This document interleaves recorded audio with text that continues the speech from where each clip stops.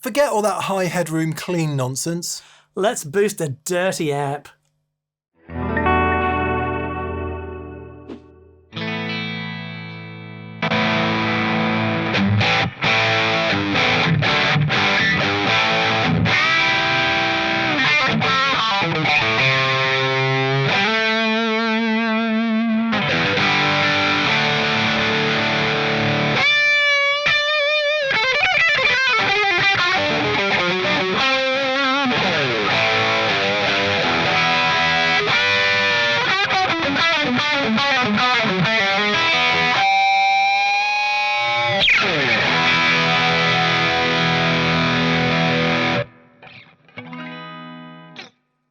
Hey everyone, welcome to That Pedal Show down here. Mick here, hello, welcome to the show. Please subscribe, do that. Yes, and please go to thatpedalshowstore.com and grab some merch. It is the main way we fund the show. Very much so. Okay, Dan, That Pedal Show isn't normally about running amps with lots of overdrive in. Correct. We like them when they overdrive. Of course we do. We love that sound, but we tend to use slightly higher headroom amps with maybe less overdrive in the amp itself. Today, we're not doing that. No, we're not. So a few months ago, Victory released the MKX amp, and our dear friend Steve Rothery came in, and he had one of these, and I thought, oh, that sounds very, very nice. Yes, very good. And so acquired one, and I've been having a lot of fun with it.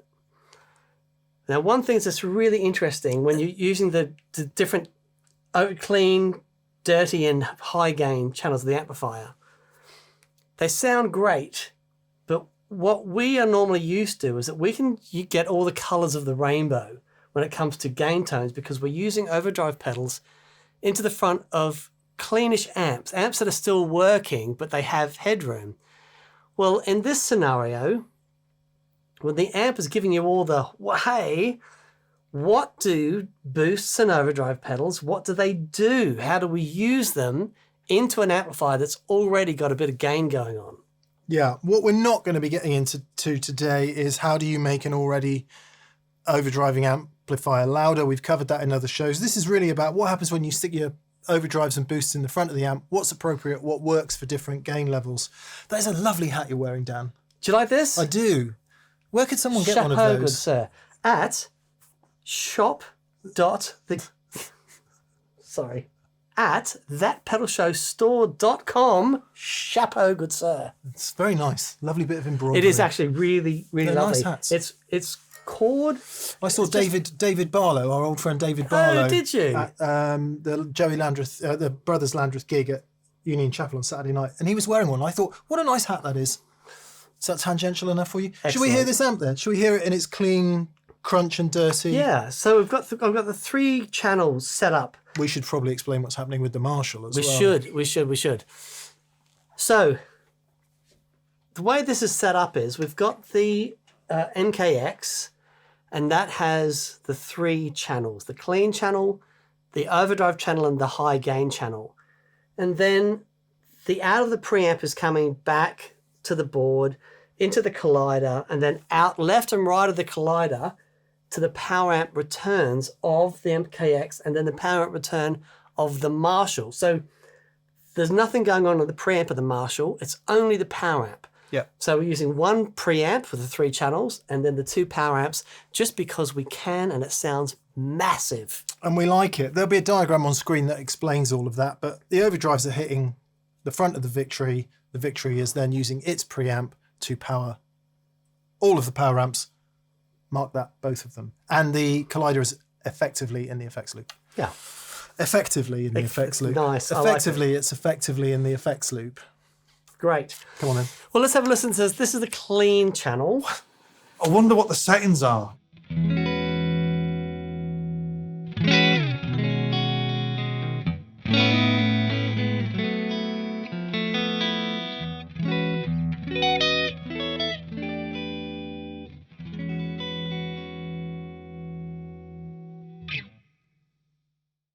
Is the collider on at the moment, or is that its reverb?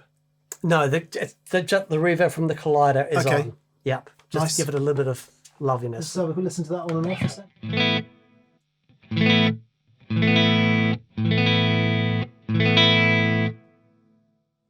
the reason we really like the Collider, it's got a great analog drive-through, so the wet effect, that at the moment is on a plate reverb, sounds great, but the wet effect is mixed on top of the analog signal, so that direct analog loveliness that we really enjoy isn't messed with. Very nice it is too. Okay, dirty channel. Dirty channel. Well, the middle channel. Middle channel.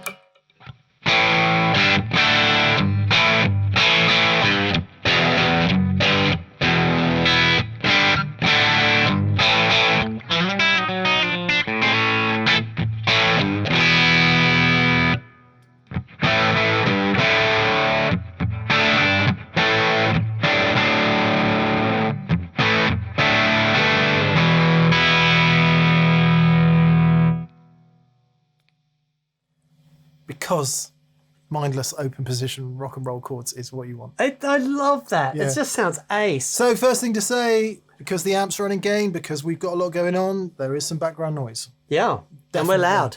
Here we go. Less, more, Most.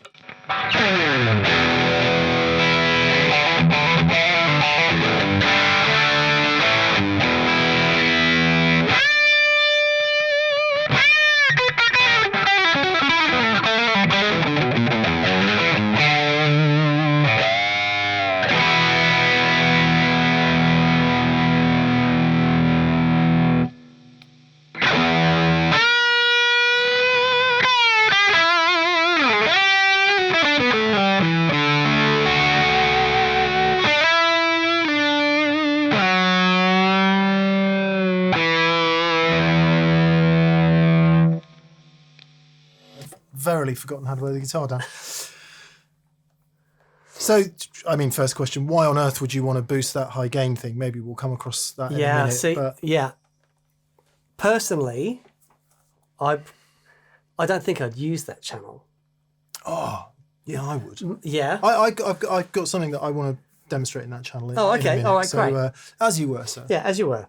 I mean, it's great and it's really fun. The reason I probably wouldn't use it is because if I want that sound, perfect, great. But for me, it's the sound of the mid-gain channel and then push, because there's still a tiny bit of headroom there that you can color it. Now, what we'll show you, we've got 9 different gain stages, and we're going to rattle through them quite quick, just so you can get a flavor of what's going on. Into the clean channel, you'll hear them very clearly, exactly what's going on with the pedal. Into the crunch channel, you'll hear how they affect what little headroom the amp has left. That's the entire point, isn't it? Exactly. That's the entire point. Exactly. Let's do you think we should hear what one sounds like into the clean channel and into the crunch channel? Yes. Because this will be quite arresting. Completely. Right, so let's start. We'll go from right to left. We'll start with the EP Booster. Yeah. Everyone's favourite lovely thing. So here we go. Clean channel. EP Booster.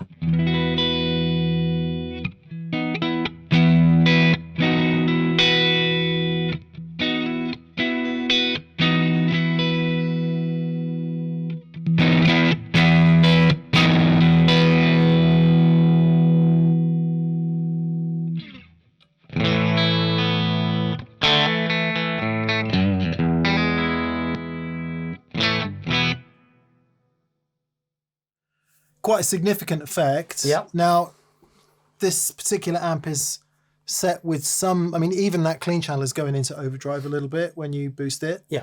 But it's getting quite a bit louder. There's a load of output on that thing. Yeah. Tons. In fact, I'm just going to leave it in the middle there, because then that's giving you an idea of how much boost there is. Okay. So we'll do it into the clean channel, then we'll do it into the dirty channel. Sure.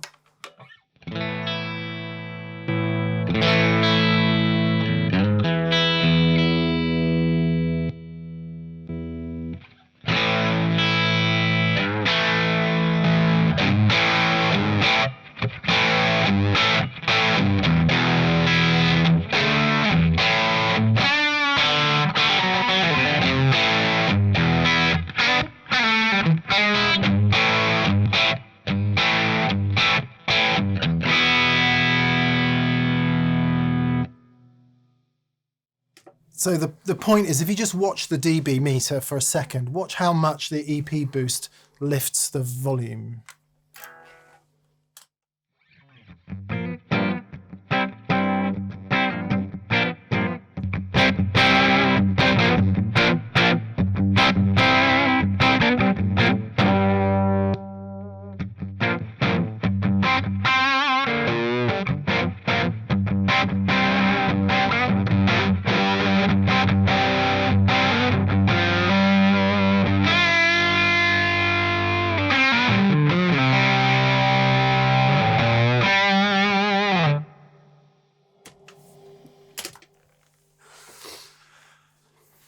took the clean channel from whatever it was to Yep. a lot more.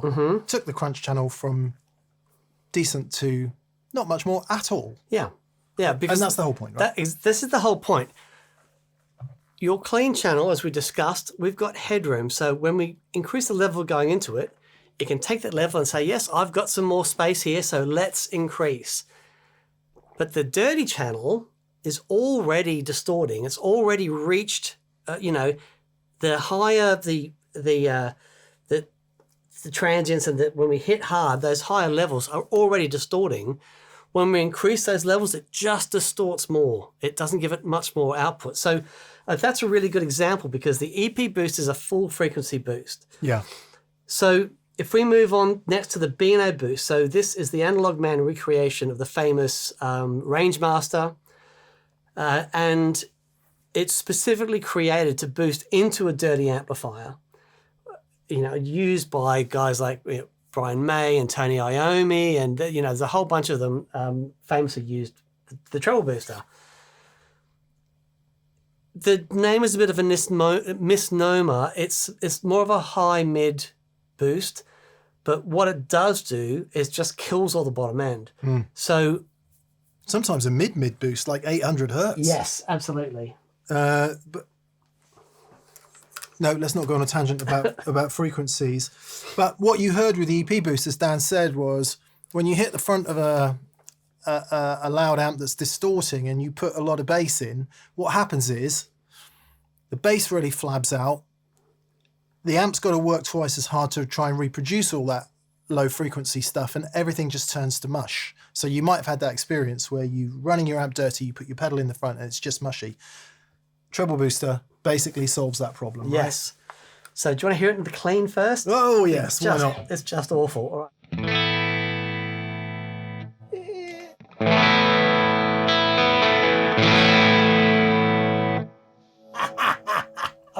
Is that its most trebly setting? No, that's the fattest setting. Go on then.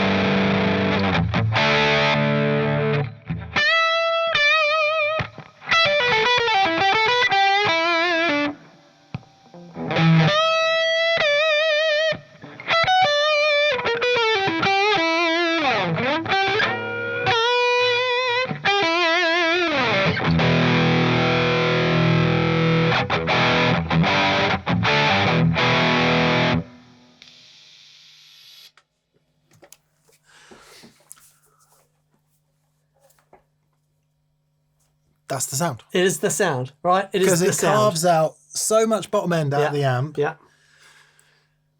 And you just recognise it from rock, Yeah. don't you?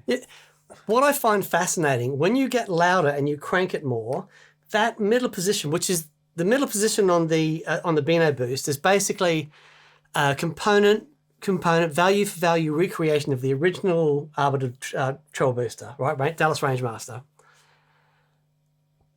And you hear it and you go, there's no way you're hitting the clean thing. It's like there's no way that could ever work. It's just horrible. It's isn't just, it is awful. But into the dirty amplifier, and it's just mids up and cranked. Oh, it is just glorious. Yeah. Really glorious. And that's what it's for, isn't it? Exactly. That's really what it's for. Into an overdriven amp to bring forth the vocal nature of whatever it is that you're playing so that you can be heard. Yep. Get rid of the bass so the amp doesn't have to work as hard, and put those mid frequencies, which are usually somewhere centered around 1K-ish, 1 to 2 maybe, very vocal, and punch them right through. And then we get to all those famous rock sounds. If you come forward a couple of decades from there, they were doing something very similar with the green pedal. There we go. That's what this is for. Yeah. And I think it would be not unusual whatsoever in hard rock recordings to walk into a studio or onto a stage, but specifically into a studio, see a crank Marshall, or moving forward from there, a Mesa Jaw Rectifier, or indeed a PV5150 type thing, like a modern higher gain amp for hard rock and metal, with this to do the job that the Rangemaster was doing 25 years earlier. Yeah. What's really interesting about the treble booster and the way it's set up, the Rangemaster, you can hear there's a change in tonality, right? It gets very vocal, but it means that it'll cut up amongst the din of the band. Yeah. With the treble, or with the tube screamer, it tightens up the bass a bit. It doesn't kill it completely. It tightens up a little bit. Nowhere near as much as the Rangemaster. Nowhere near as much, but it pushes the mids, and adjusting the top end, you can give it a little bit of bite. So it doesn't fundamentally change the tonality, but what it does do is give you more of the overdrive. Yeah, yeah. So it works in conjunction with the gain of the amplifier. This is often how you'd see it set too, where the level pretty much cranked, the drive pretty much at minimum or certainly low down, Right. and the tone somewhere in the middle. We'll go back to the crunch channel in a minute, but the point I wanted to make earlier was that if you had something like a 5150 or a dual rectifier or even a modded Marshall, the amount of bass they were pushing was tremendous. Yes. So we'll go into the high gain, the really highest gain bit of the MKX, which is glorious. Nice. And I'll accentuate the bass to a place that is a bit Appropriate. unruly. Okay, yeah, great. Yeah, Go for it. I might get some, humbuggies? Yeah, get some humbuggies for this one. So these are some wide range humbuggies, but I'm really enjoying this guitar at the moment. Okay, so let's go for some high voltage rock and roll.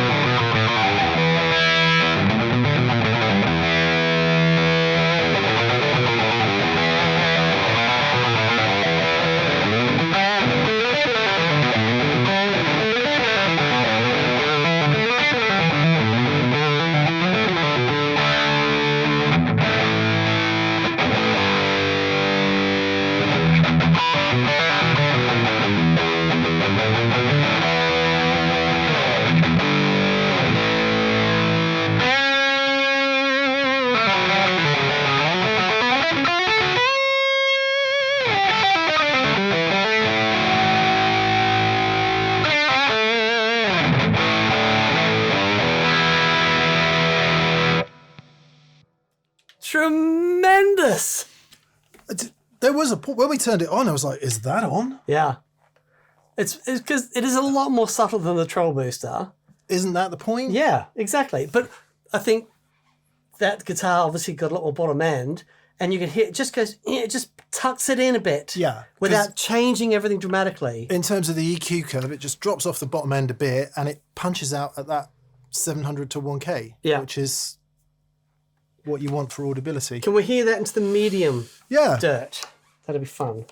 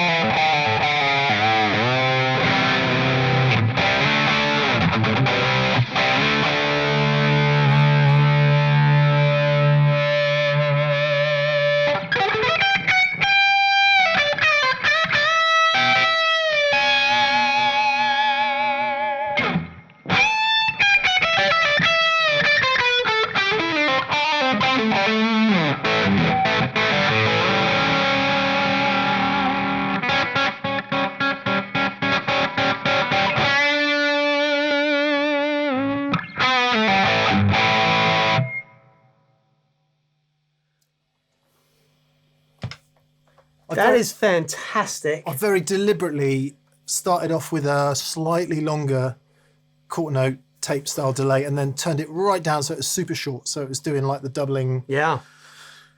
billow slapback kind of deal. Yeah.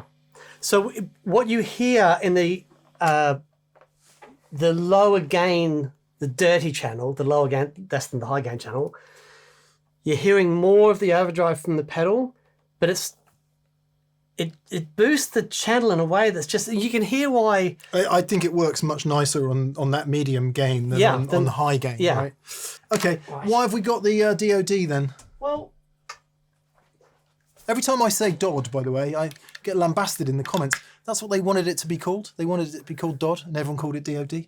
really? Apparently so. Okay. I did read that on a DOD fan page somewhere. I wanted DOD. this included because the old Distortion Plus and that style of circuit was used a lot in the 70s. Randy Rhoads is a great example. And no, it's obviously the Randy Rhoads uses the MXR Distortion Plus, and this is a different thing, but it's a very similar sort of circuit. A certain Swedish man liked this very much. Very much so. Yeah. Yngve of J. Yeah. And I just thought, well, you need to include that because it's a really cool sounding overdrive, but it was used a lot into gain. So, I mean, given that we've gone from no bass and a sort of very, very accentuated mid kick with the Beano Boost, plus there's presumably a germanium transistor doing that. In the Beano? Yeah. Very much so. So it's kind of half a fuzz in a way. Absolutely. In the EP Booster, presumably some kind of op-amp full frequency boost thing, which is a completely different deal. And the Tube Screamer, also an op-amp overdrive with additional clipping, which is somewhere between the two. So where does the Preamp 250 sit? It's a really simple hard clipping. Basically, you've got your gain circuit going into a couple of diodes. It's like an early the Tube Screamer is what we call does soft clipping. So the clipping part of the circuit is in the feedback loop of the op amp, whereas the DOD is just everything gets distorted. But it's a really cool. It's a very simple, and I think because of the simplicity of the circuit, it's just sort of dialed in. It does sound really great. Let's have a listen to it clean then. Okay.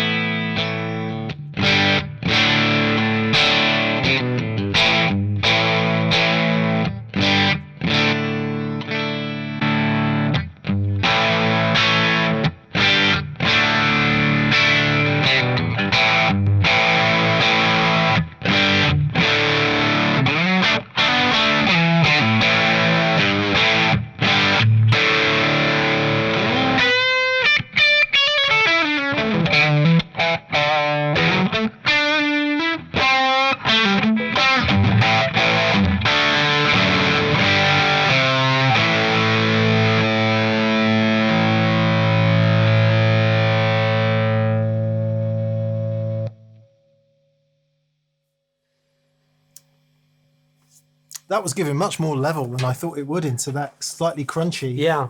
Into the crunchy bit of the Victory.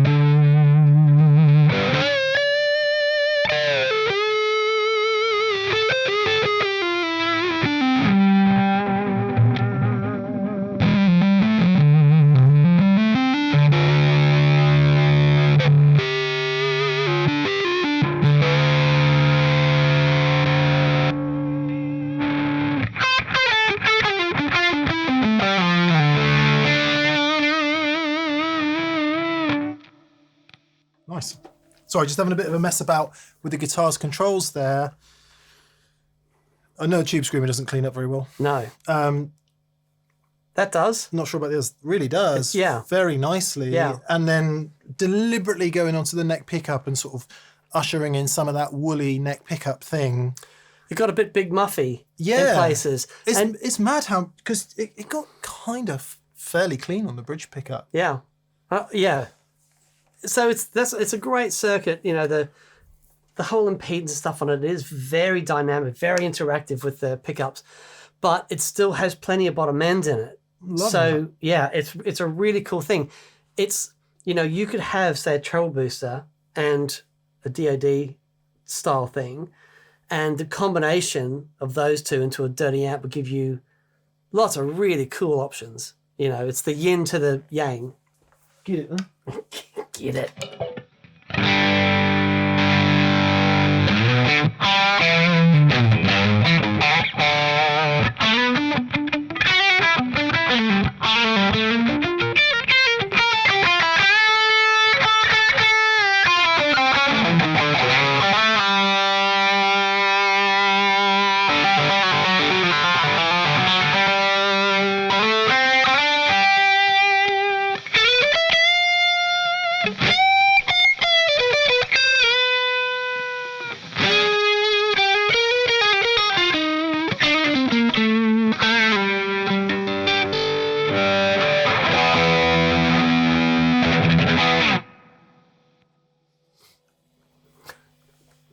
A bit away with me there.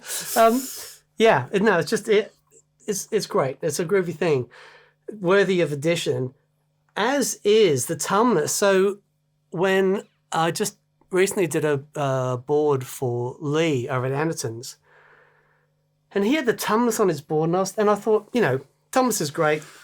We've had it on the show a bunch. It's a really cool option with arguably a little bit more bottom end than the original Clune. The original Clune. It's a bit fatter. But I heard this into the Dirty channel. I thought it really did something great. When the Clune first came out, Clon Centaur, Bill Finnegan, absolutely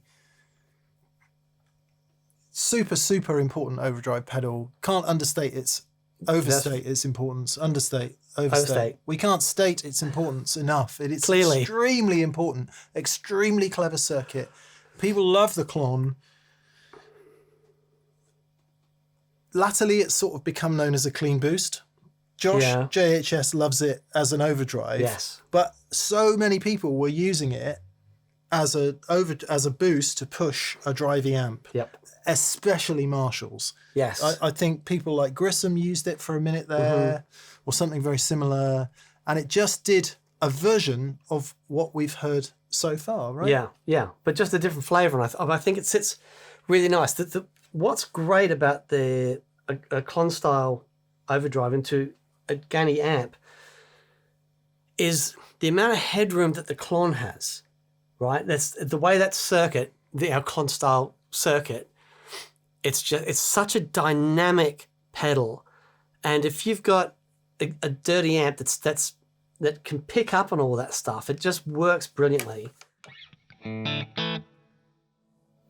The other thing to say is that it also, depending on how you set it up, it sounds great into clean channels as well. Yeah. So boost into a clean channel, it sounds great, but also into dirty channels.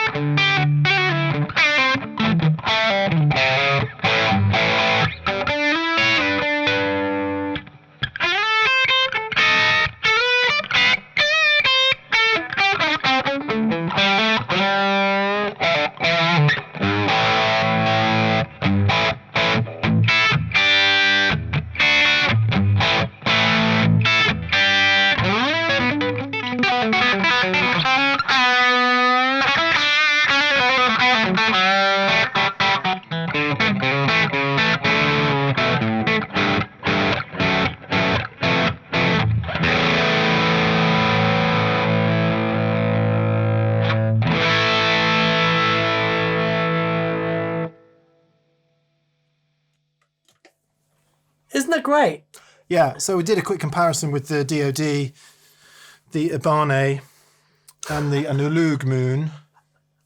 Sorry, we're going to pronounce things Shopping for pedals at IKEA. correctly, yeah. AnalogMan. You hear the different. There's three principal differences. One is where the mid range sits. Two is where the bass sits, and three the nature of the overdrive itself. Because it is tempting to say, okay, if it's all about EQ, why not just use an EQ pedal, which we'll get onto in a minute. Because the nature of the clip is different.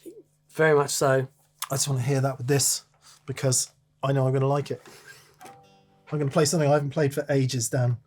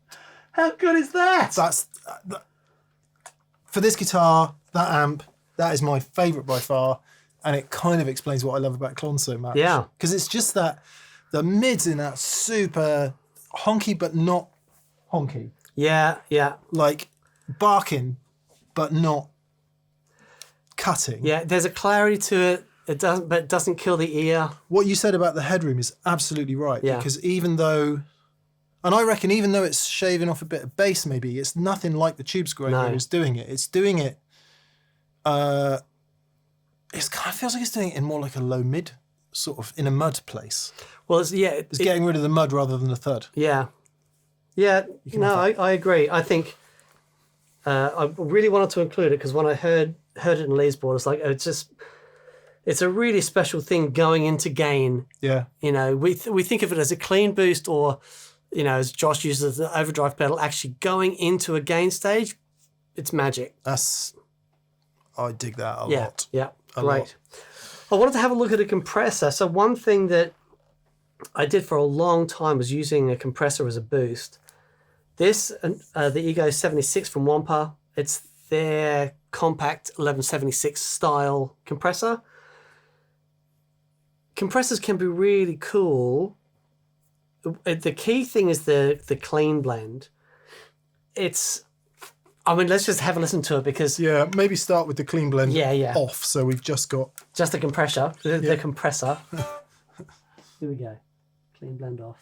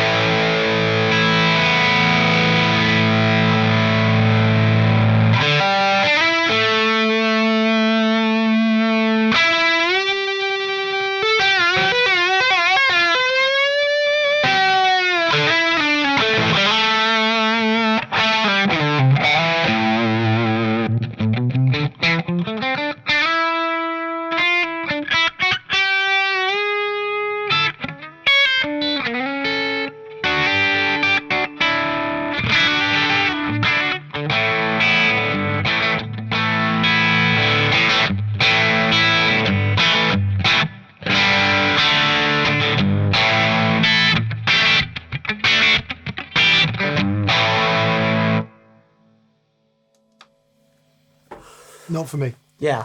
Clean, great. Yeah. Probably slightly crunchy, great. But the way that it was just accentuating that high frequency is like, Yeah. No. Yeah. If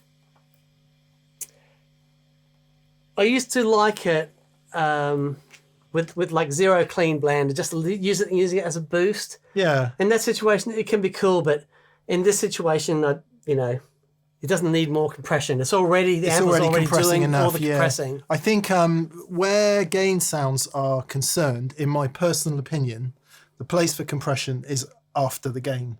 Yeah, because here it's before, right? Correct. So exactly as if you were in a studio recording a loud guitar amp, you're getting all kinds of compression happening. You're getting it possibly even from the mic capsule, but you're certainly getting it from the mic pre. You're then getting it from whatever transformers are involved in the mic pre. You're then getting it from whatever compressors you add to the recording chain. That's right. It's all post gain. It's all downstream. Correct. Okay, let's have a look at EQ.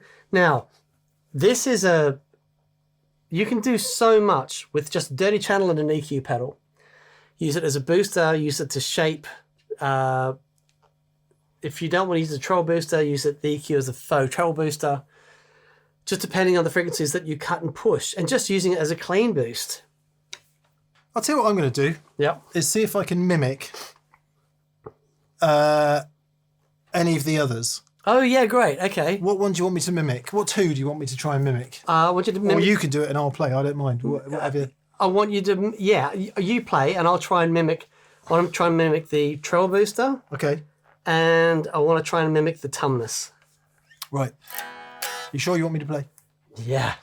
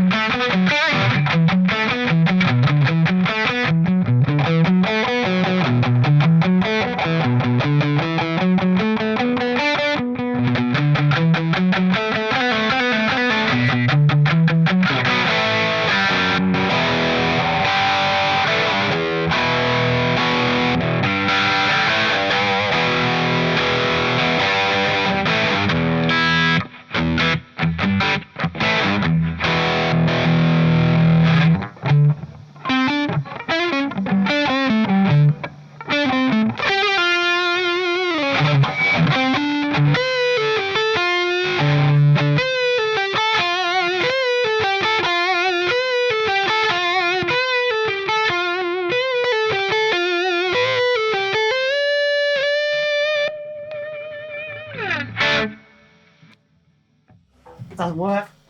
So Doesn't work. I was deliberately trying to make it a bit harder for Dan. I'd stick on the same thing playing for a minute to give him a chance and then switch to a different register on the neck or a different pickup to go, yeah, when you change something on here, It changed. Yeah. that all changes as well. Not bad though. Not bad. The fundamental difference is there's no clipping in the EQ. All we're doing is pushing the front. Yeah. Right. But the treble booster and the clon, there's clipping happening internally, and it's super important for the way it feels going into the amplifier. Yeah. So EQ is brilliant. It's great for a boost, and it's great for like a master shenanigan tweaking, but it's not going to do what a proper gain stage is going to do. That's the point, isn't it? Yep. It doesn't do the same thing. It doesn't necessarily mean it's a worse thing or a better thing. It doesn't do the same thing. And actually the smart place for an EQ is if you're using different amps and stuff, or you just want to, you've got your sort of core thing together and you just want to tweak it for a different amp or a different sit in a mix, and it's tiny, tiny changes. Absolutely. isn't it? Rather than big things. It's a great thing to have, but it just puts to bed for me the thing is actually the gain stages in front. That's why I mentioned the fact that the Beano Boost has a germanium transistor in it. The Tube Screamer is a soft clipping op amp design. Dan explained how the DOD is a hard clipping op amp design, presumably. Yes. Yeah, etc. So the way that the boost and the shaping is derived has a significant effect on the tone, the feel, dynamics, all of it. Yeah, great. OTB Boost. So this is made by our friend Owen Barry. Oh, no way. And How are you, buddy?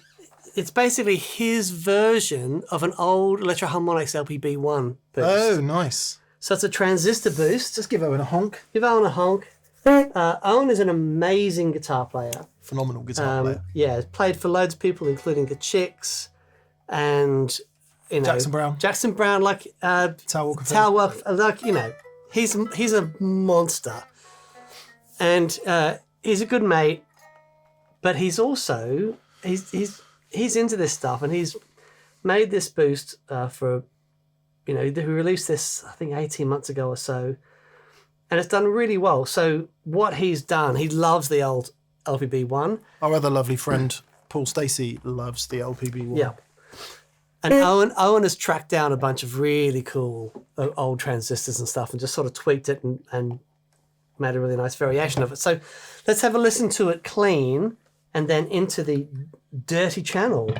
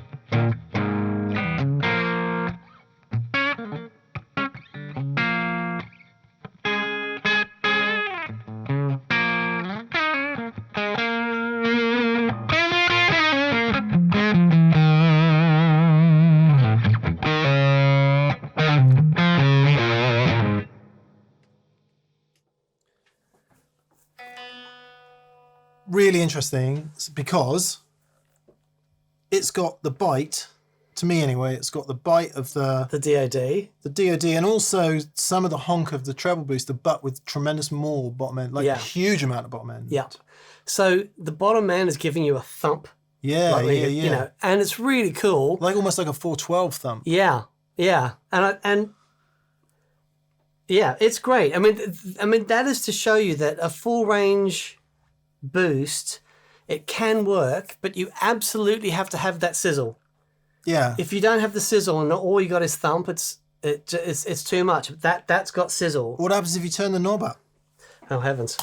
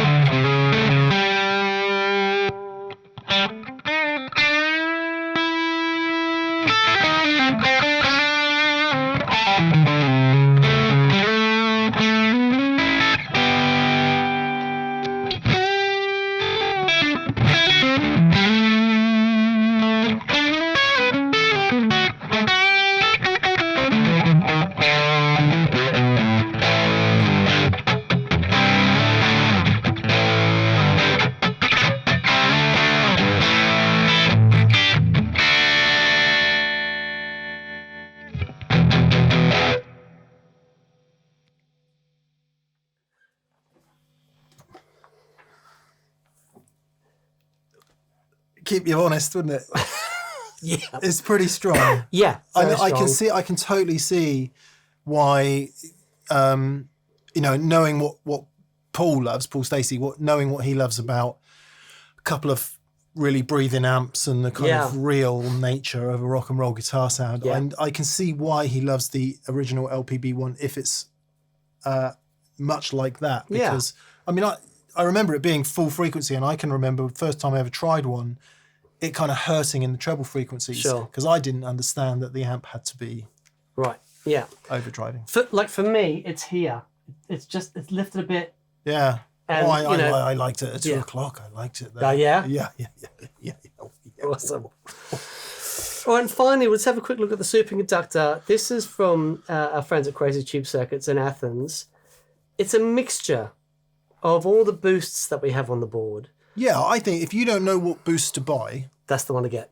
It makes complete sense, because in this, if you look at the controls on the top panel there, you've got a couple of different, I can't remember if it's 2 or 3, different boost types. Yeah, there's 4 different types. And then you can either have a 9 or 18 volt circuit, and then you've got 2 different bottom end frequencies. It's brilliant. So Headroom. Yes, bottom for end. days. Yep. Let's have a listen. That's you, Tiger.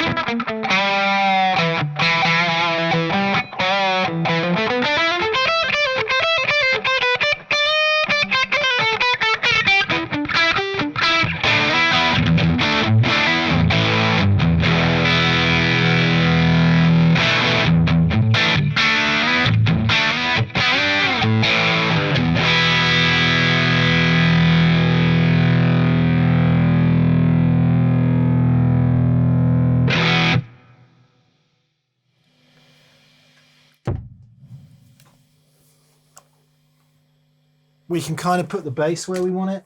Yeah. We can kind of put the mid-range where we want it. And we can, to an extent, with the 9 and 18 volt, put the Headroom where we want it. Yeah. If you're new to boosts and you don't know whether you should buy a Rangemaster, an EP Booster, or something else, is the MA, is that micro amp, MXR, do you think?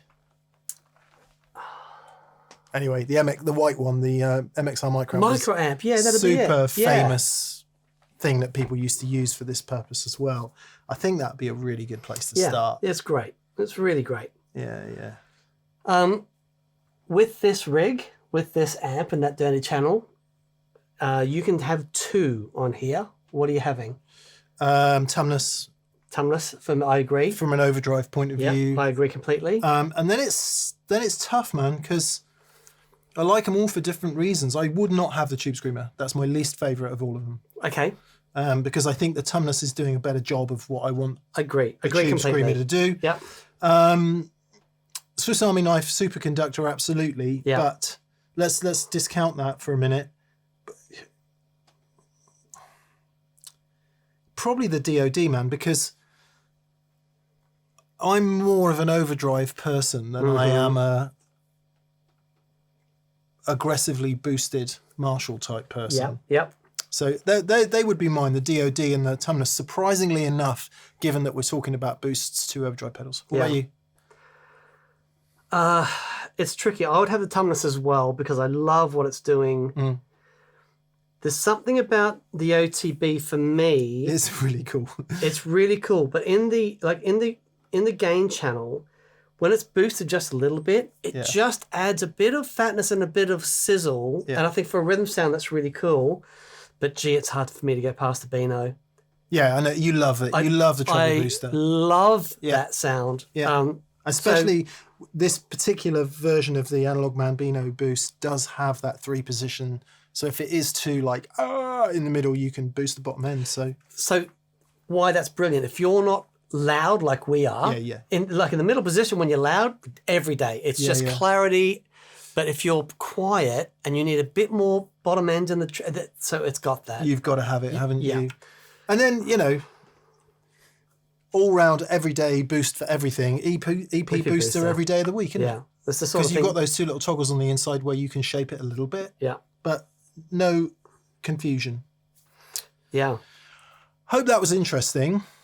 It is a topic of great confusion because, I've got my amp and it's got these great overdrive sounds in it, but I just want to shape it a bit. Yeah. It's a completely different approach than going, my amp's pretty clean and I want the full gamut of different overdrive pedal sounds. This is not that. This is about working much more in tandem with your amp to shape its own overdrive sound. And I think because that's where we normally live, right? But what is really interesting is you think, all right, well, it's you've got your overdrive, surely, it doesn't matter if I'm boosting the front of it, it's going to be the same result. But as we saw with the EQ trying to do that, it's just, it really isn't. So different. Yeah, it's so different. So if you love the gain in your amplifier, take some time over this because it'll give you, a couple of choice overdrive pedals or boost pedals in conjunction with the gain of your amplifier just gives you this amazing gamut of stuff. And this... Yeah, completely. And this 1 or 2 boost pedals, overdriving amp, this and this. Happy days. Yeah. There's a lot of ground covered. Fair shout to the MKX. Yeah, I'm really... So without doubt, my favourite Victory overdrive sound yet. So, and this is a little bit of a selfish thing because I'm going to be building a rig around the MKX because I really, really like it. And so it's like, I want to... Yeah, so you've been doing market research today. Exactly. There you go. We'll test it on you, good people. Okay, all right. Thank you for watching. Please subscribe and please go to that pedal show store and buy merch. That is the primary way we manage to stay in business. And we greatly appreciate your custom. In addition to which... Massive thank you to our patrons on Patreon. Thank you so much. Yes, thank you so much for your support. And of course, our preferred retailers, Anderton's Music in Guildford in Surrey and our mates in Australia, Pedal Empire. Details in the description below. Go there, buy stuff, and we get a little bit of a backhander. Yeah. Don't tell the airline revenue. No. They'll look at your Sainsbury's nectar points. Yes. So what's I've heard. Your nectar points? Anyway, and join us on Mondays, most Mondays, 5 p.m. British time for live comments and questions where you can tell us about your boosts and your experience of doing it and where you are now. Yeah, fabulous. Brilliant. Thanks, everyone. Bye. Goodbye.